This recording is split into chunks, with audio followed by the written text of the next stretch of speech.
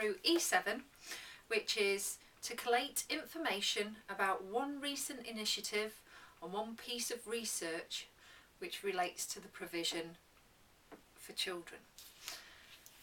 This links with B1, which asks you to evaluate how a recent initiative supports practice within the early years, and A1, which is evaluate how current research can support practitioners' professional practice.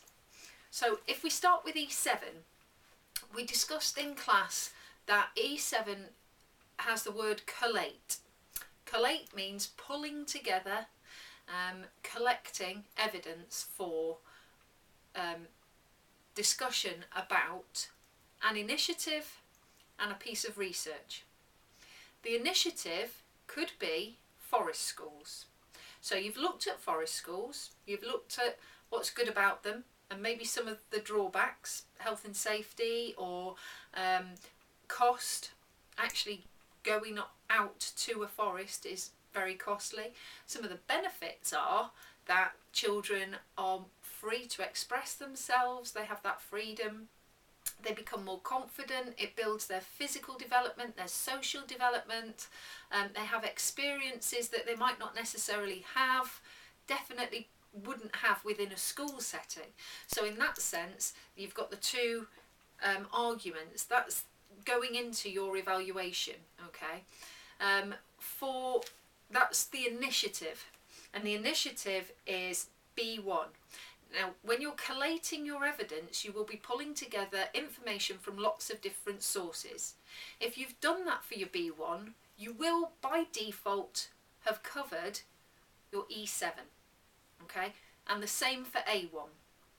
So for A1, it asks you to look at research that affects our practice, and a piece of research that you've looked at with Wendy is the EAL project, Effective Early Learning Project.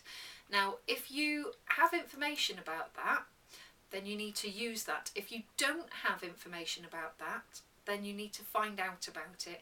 I would stay very tightly focused on just that one piece of research unless you know an awful lot about another piece of research. So then you can look at that, that's absolutely fine. Okay, that's up to you. But I would recommend that you look at EAL, Effective Early Learning, and find out as much as you can about it and then evaluate it. So to evaluate, you're looking at the pros and the cons in a similar way that you will have done with your initiative, looking at what's good about it and what are the drawbacks. Same with the research. What's good about the EAL project? Okay, so it helps practitioners to understand what is effective for young children within the setting. What are the drawbacks? Well, not every setting will read the EAL results and therefore may not have a really good awareness of it. So how can they raise that awareness? Okay, so that's just one drawback and one positive point for it.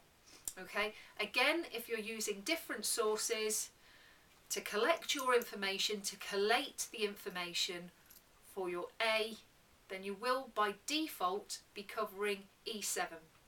So when you write your assignment, you will put E7 stroke B1 and write about your initiative, E7 stroke A1 and write about your research. Hope that's helpful.